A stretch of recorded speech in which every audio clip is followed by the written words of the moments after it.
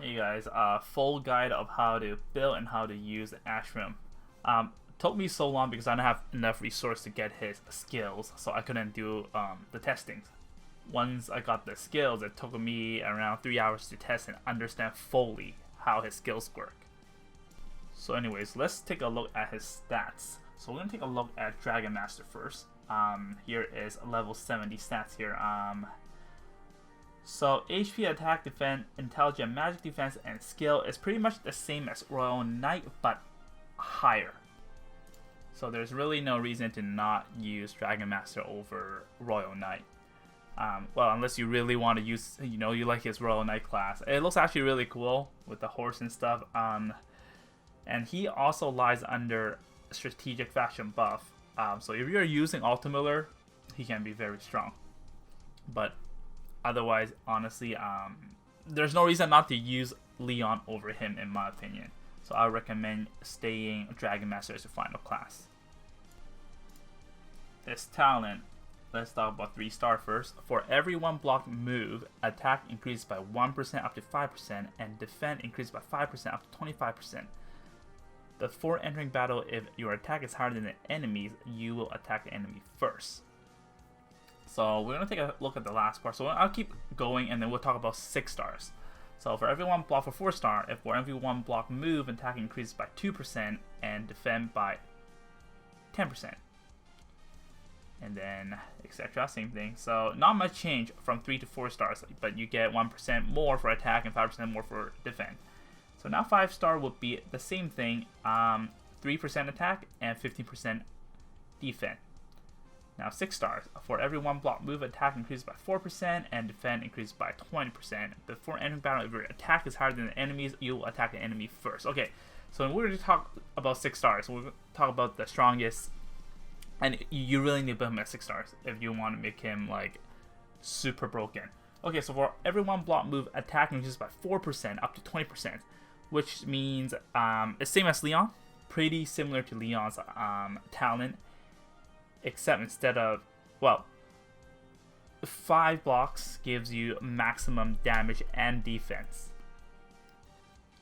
So that's really crazy, like 20% on top of your attack. And defend increased by 20% up to 100%, so you can increase your defense up to 100%.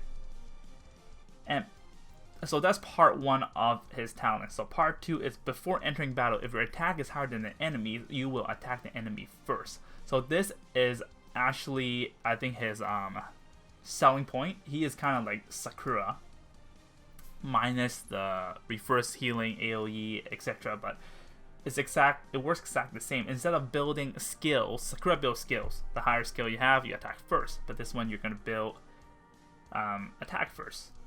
So this is really good, especially in PvP. It's easy to have higher attack than your opponent. Well, it depends on which character you're playing, fighting against. So this way, you're gonna always do maximum damage because this allows you to weaken them before the actual battle. So this is really strong. Ashram is currently rank 7 when it comes to attack stats, excluding his talent. So which means that when it comes to PvP, it's probably only Toguro or Sakura, well, including the talent section. I think only Toguro and Sakura can, compete against him. Well, Leon too. In other words, pretty much almost, well, 90% of the heroes you fight against in PvP, you will have the opportunity to attack first. Also, talking about his talent, with every block move, the attack percentage goes up, and it also benefits AoE attacks. However, in PvE, I think it's very hard to trigger that, unless you're fighting against mages or maybe archers. But otherwise, because the endgame content, they're always just so much higher level than we are, so it's very hard to trigger the last part of his talent. Hero bonds, once again, since he's a collab limited character, you only need to upgrade his final 2 class to unlock 4th and 5th bonds.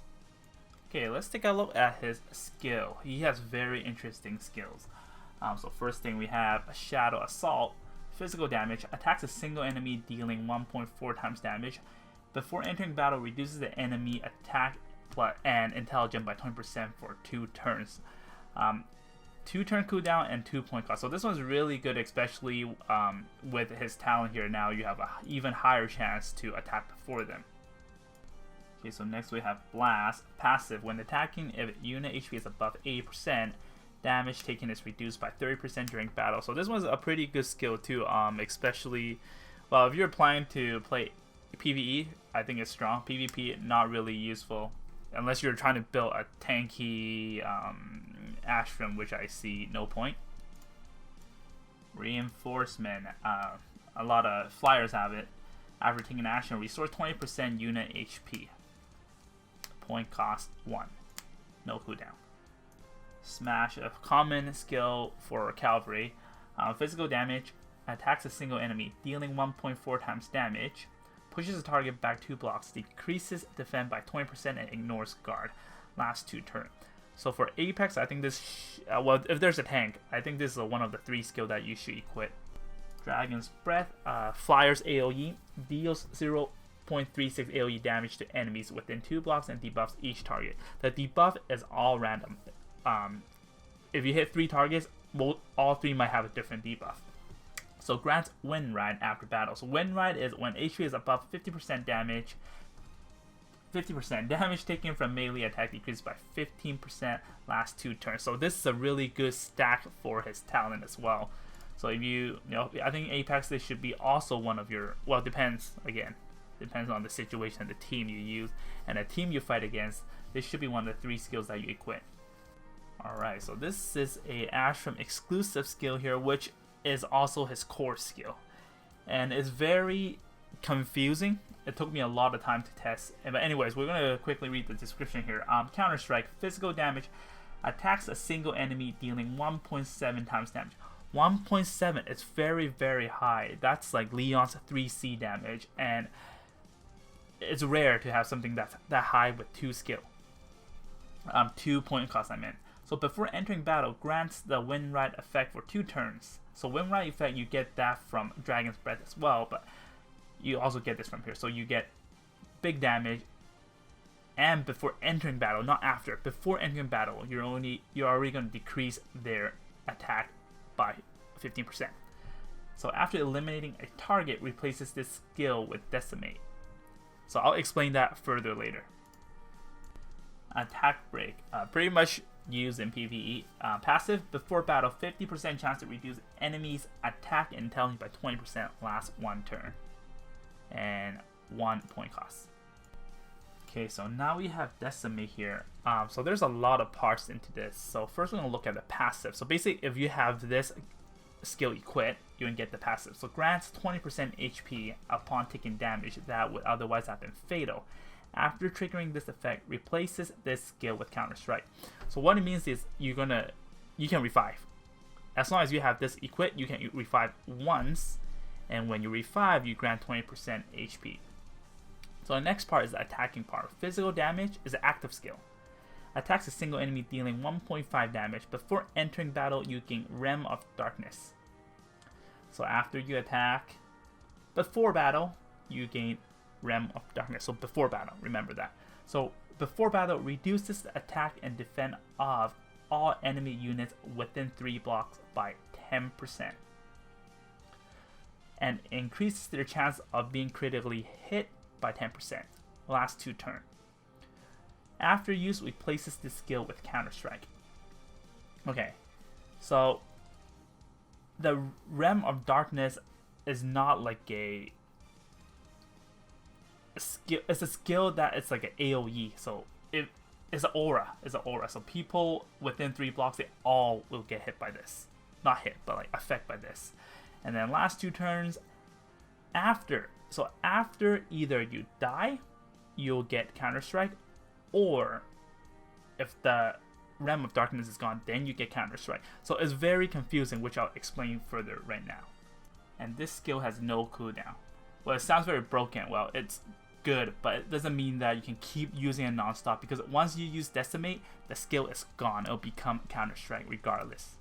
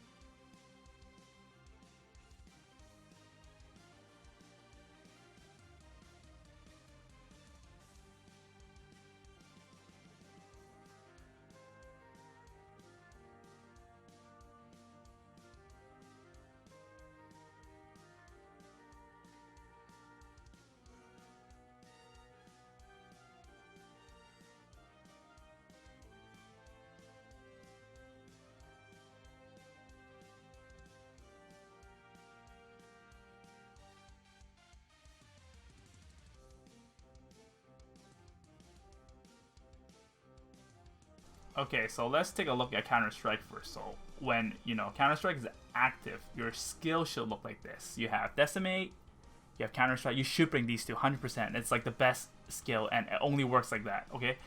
So have these two, and then third skill, doesn't matter what it is. Okay, so remember the description of Counter-Strike. Eliminates an enemy. When you eliminate an enemy, then you'll replace Counter-Strike with Decimate. And then there's no cooldown in Decimate. You can use it right away. So now your skill will look like this. You still have 3 skills, but then Counter-Strike is gone because you used it, you killed someone, so it got replaced by Decimate. So now you have 2 Decimate. So again, his passive is whenever you have Decimate, you can revive once, and now you have 2. Now you can revive twice. And you will also have 2 chances of using Decimate to attack 1.5 times damage to your enemy. Okay, so what happens if you can't kill anything? If you can't kill anything, it's just a attack with 1.7 times damage, and that's it. And then go straight into 5 cooldown. It will not transition into Decimate. It will not get replaced by Decimate. So as a result, your skill will end up looking like this. You have 3 skills, except now your Counter-Strike is still there, but it's in cooldown, rather than having another Decimate. Okay, a little bit confusing. If you guys find it confusing, just look at this graphic again, and then I hope I explained it clearly. Now let's take a look at Decimate.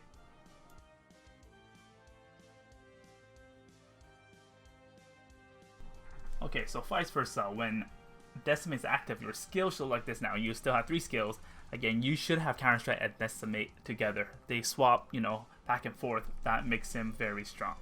Third skill is whichever you want to use. Make sure you understand his description first. So, go back all the way if you didn't read the description. So when you use Decimate, you gain Realm of Darkness.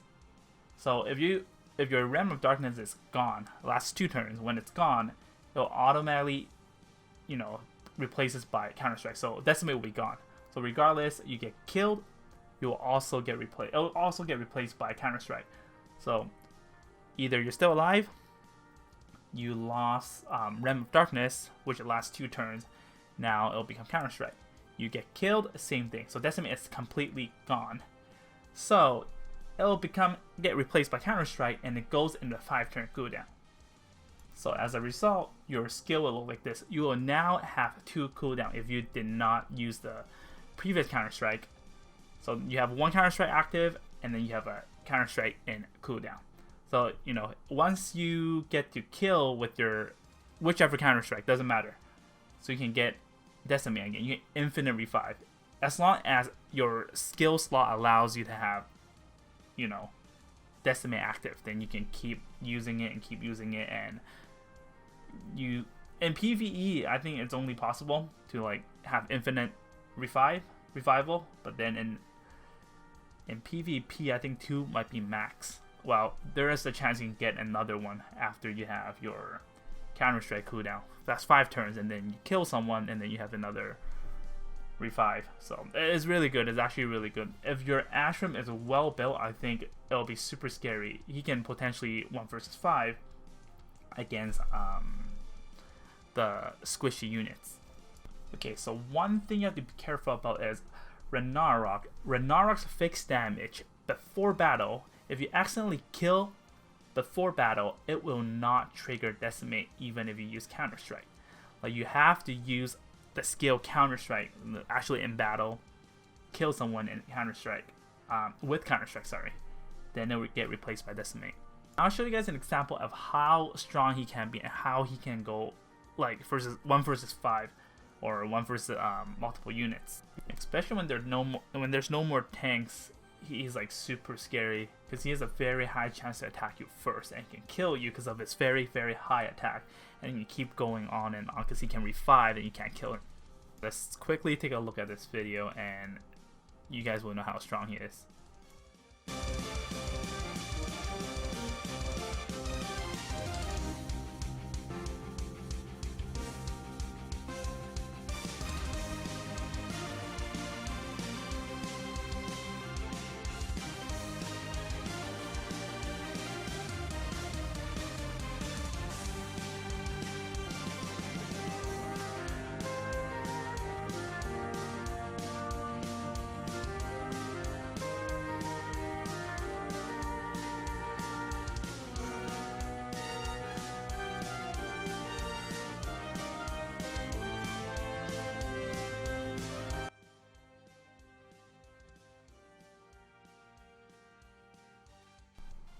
So we're going to take a look at his Royal Knight class first. So recommended weapon, a blue star. For every 1 square moved, attack, defend, and magic defend is increased by 5% up to a maximum of 15%. So which means you only need to move 3 blocks to get the maximum stats out of this weapon. And this stacks on top of his talent. So it's perfectly synced with his talent in my opinion. So I think it's the best. Next we have Demon Slayer. I think Demon Slayer is also a very solid option. Attack plus 8%, skill plus 8%, and when attack results in a critical, dispel 1 buff and apply 1 debuff.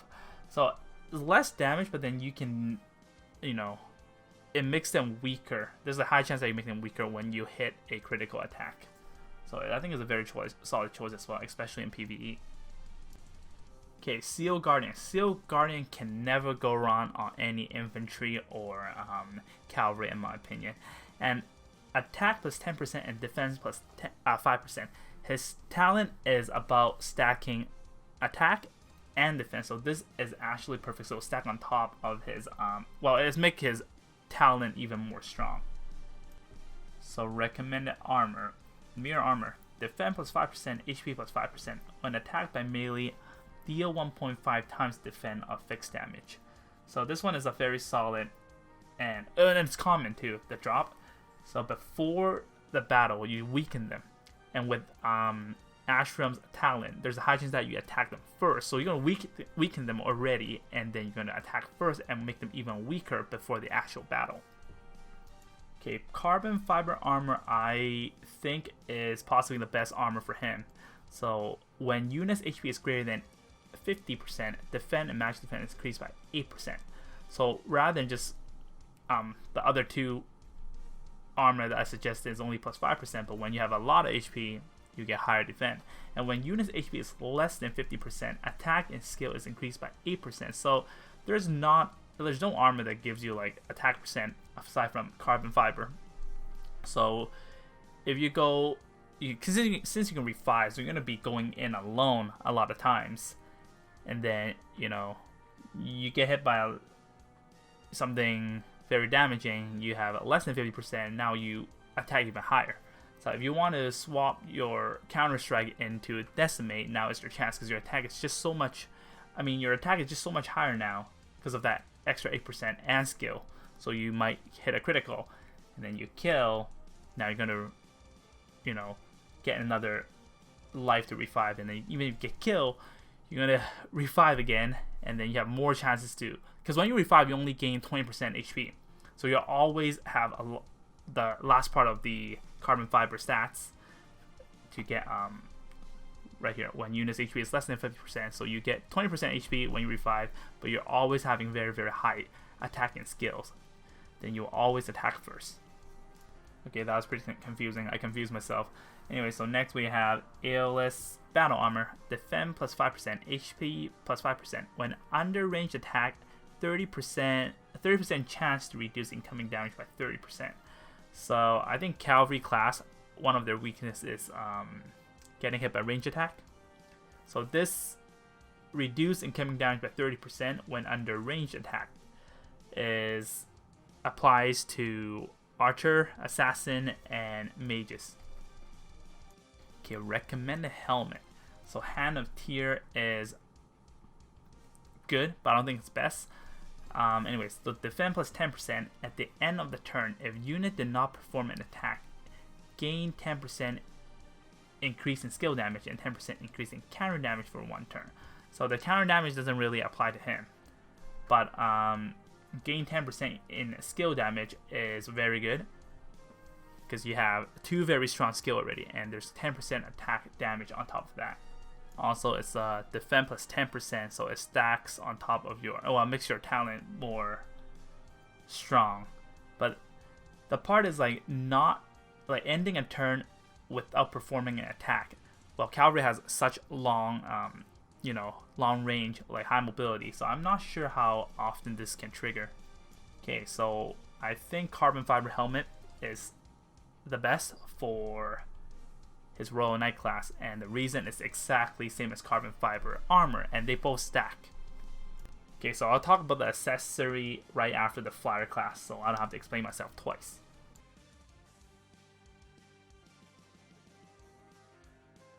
Dragon Master class. Well, any flyer's wet dream, their best weapon would be Ragnarok. So attack plus 10% before attacking, deal 1.0 attack fixed damage. So Ashram has very, very, very high attack. So this will hurt them a lot before the battle. So before the battle, you're gonna weaken them by a lot. Well, not by a lot, but you're gonna weaken them, especially if you fight against heroes with like Last Rite. So you cancel the Last Rite. Now, with that 10%, with your talent, with your attack stats, you're going to attack them first, most likely, like I said before. So you attack them first, and basically going to one-shot anything. Anything that's squishy, you're going to one-shot. So, very, very recommended. I'm 100% sure this is the best. Only downside is that this thing is very, very, very rare. So if you don't have Ragnarok, Throne Guardian is probably his second best choice in my opinion, because give you attack plus 10% and HP plus 5%. So that will make him very. It still gives him a lot of attack. It's just that he doesn't have the choice to weaken them before battle. But then it still gives you a very high chance to attack them before they can attack you because of the attack of plus 10%. Okay, last we have Peacemaker. Attack plus 10%. Before attacking and entering battle, 50% chance to disable passives. Last 2 turns. So this is not a bad choice. Especially, well, for PvE, really, this thing is like, whatever. If you don't have anything better, just use Peacemaker. Very common drop. But for PvP, it's also not a bad choice. Mainly because if you fight against, for example, Landius, you're going to use a counter strike, you're going to kill him. But he now revives. But with Peacemaker, you can disable his passive so he can't revive. When he can't revive, your counter strike is actually going to trigger and it will get replaced by Decimate. But if Landius revives, it doesn't count. It doesn't count as a kill because he revived. It also gives you attack plus 10%. So all these 3 are decent choices. Honestly, last but not least, if you have no other option, use Last Rite. Last Right is good because now you can you can debuff their attack by 20%, minus 20%. So you have even a higher chance to attack them before they attack you. Just, stay away from Devil Axe. It's plus 5%, and I think it's not good because it does the fixed damage after battle, and you want to one-shot them. Last Rites, all flyers best armor. Defense with 10% when units HP is 100%. Reduce all damage taken by 40%. And especially with this talent, makes him even more tankier when you have this Last Rite stats on. However, I don't think Last Rite is the best for him. Monkey King's Fest, I think this is his best armor as a flyer. So attack and crit is increased by 15% when attacked. So honestly, Last Rite is really, really good. Makes him tanky, makes him harder to kill. But since he can revive, it doesn't really matter, and he can probably trigger Last Rite only once, even with this revival ability.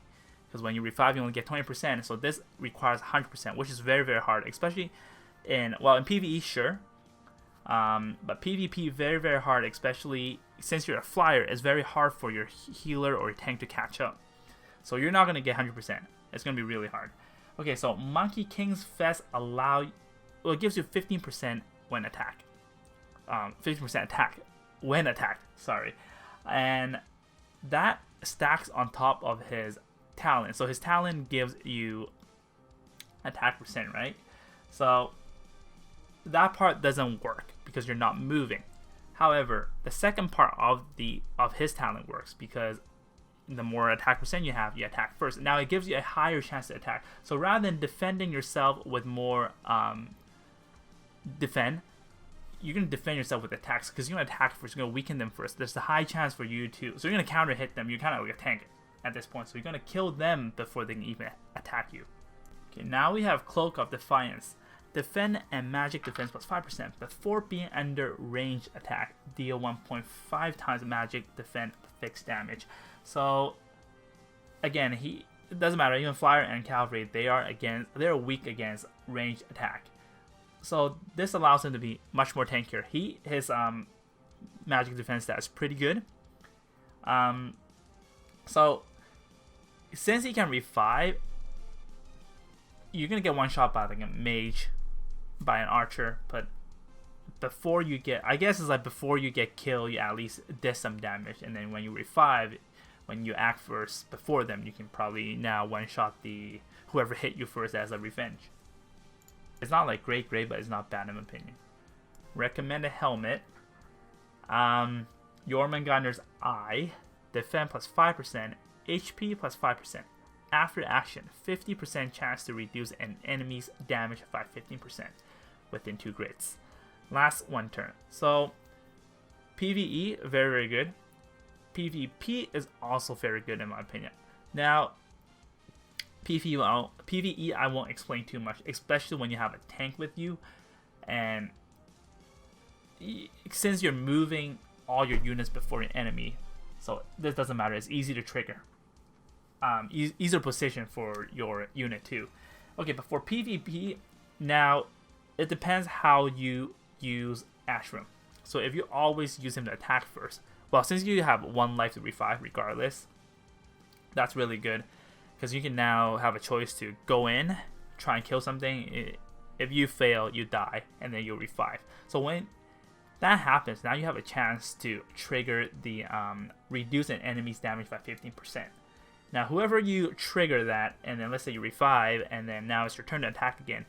If that unit is not being guarded, now you have a really, really high chance to one-shot them. Especially now you attack before them, even though you have only 20% health. Now you can, like I said, attack them first and one-shot that unit. Next we have King's Crown. King's Crown is always a very solid choice for flyers. So magic defense plus 5%. HP plus 5%. After action, grant one adjacent ally plus 20% increased damage lasts 1 turn. So this one, honestly, I think it's really good for PvE. Because that 20% damage is a big deal, really big deal when it comes to endgame content. Because they're just so much stronger than you are. For PvP, it's also very good because his magic defense is high. Again, now you can stack on top of that. However, it really depends if you play him very passively. Let's say if you don't want to go in and like suicide. You don't want to attack first. You want to play very passive. You want to wait for them. So you have a tank to back you up. You have a team to back you up. Now you want to use King's Crown because now you have a higher chance to. It just makes you more useful, even though you're not attacking. Now you can allow whoever your option is to get 20% extra damage. But unfortunately, he doesn't have skills like aim or skills that allow him to act again. So without that, I don't think this would be his best equipment. Again, really depends how you play him. Loki's Mask, HP plus 5% when under melee attack, defend plus 15%. I think it's okay. If you don't have anything, you don't have King's Crown or Jormungandr, I think this one's okay. Makes him tankier. The downside is that's only when under melee attack, defend plus 15%. So range attack doesn't count. When you're attacking also doesn't count, but it's okay. It's common drop. Flower Boon, HP plus 10%. At the end of your turn, if the unit's life is less than 50%, restore 20% maximum HP. Okay, so this one I think is also very, very good. Mainly because after revival, you get 20% HP. And this Flower Boon here is if the unit's life is less than 50%. So when you die, when you revive, it's going to be less than 50%. So you get that 20%. Now, when you revive, on top of that, you get another 20% of his maximum HP. So now you're less. You don't have just only 20%, so you're harder to kill. Okay, recommend accessories.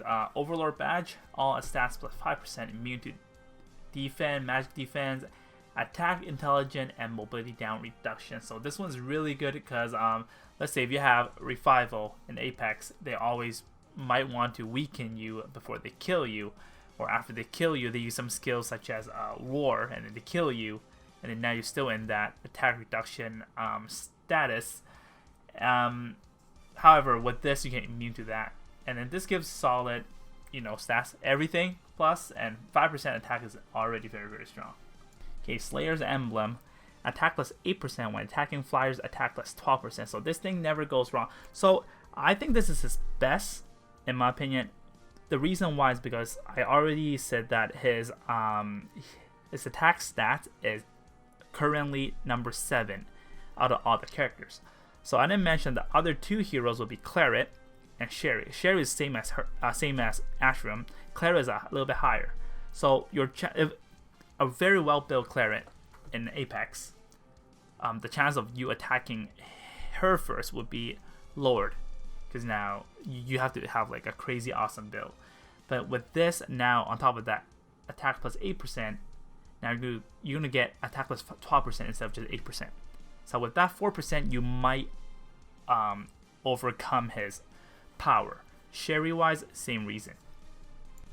Judge Talisman, attack plus 8%, attack plus 12% when battling against Holy. So this one is also a very solid choice if you don't have a Slayer's Emblem, or you don't want to use your Slayer's Emblem, because now if you have to for PvE and PvP, I think Slayer's Emblem is the best because there's just so many flyers out there.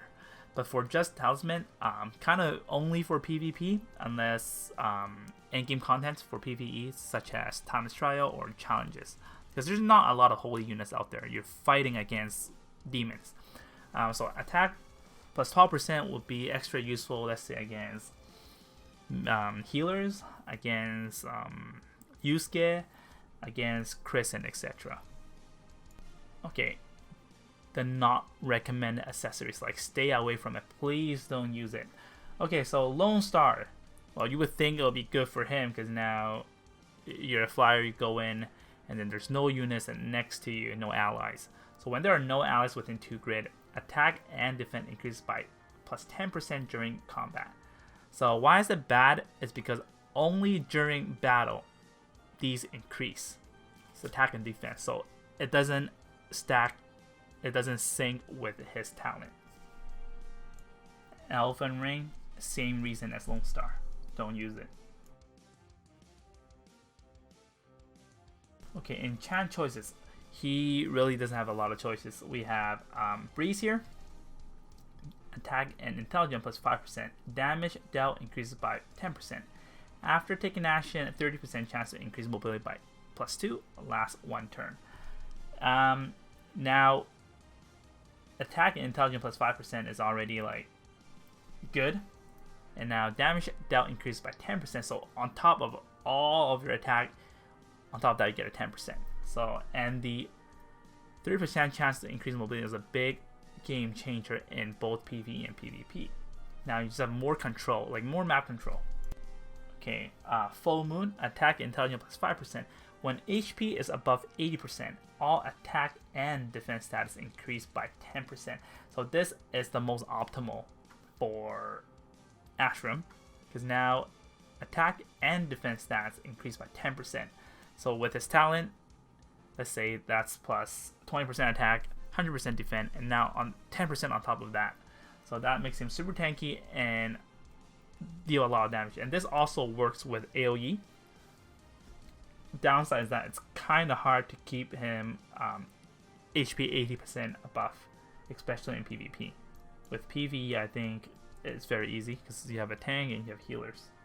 Okay, Ancient Beckoning. Honestly, I don't think he's very good in Ancient Beckoning, mainly because his cooldown skill is very high and you can't kill the bosses. So it's not going to replace each other, the Decimate and Counter-Strike.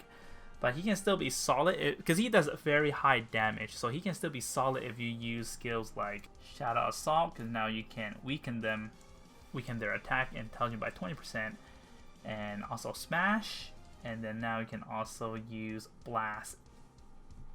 And I think it can only work against Sleipnir when it comes to the boss. For the Mastery Stone, it's pretty straightforward. You want to stack attack and defense because that's what his talent needs. And then next, I think HP is always the most relevant when it comes to both PvE and PvP.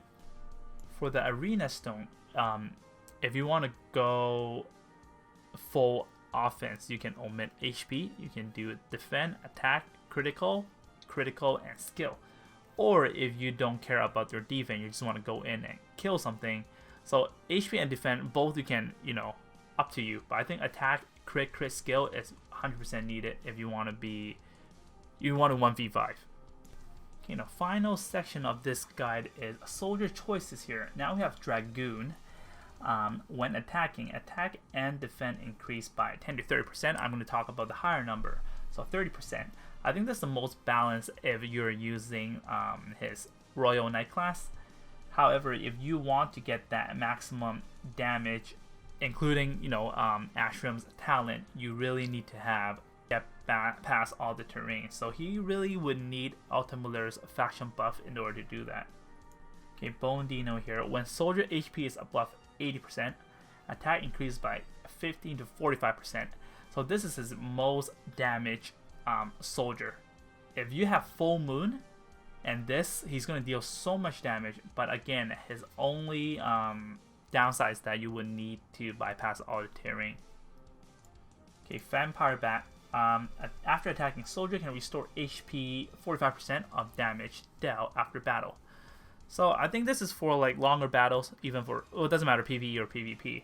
So for example, if you have a quite tanky build, I think the Vampire Bat will be really, really good because now you can go in, especially if you use Last Rites, you go in, attack, because Last Rite plus your talent, maximum talent, that's plus 100%, 6 stars.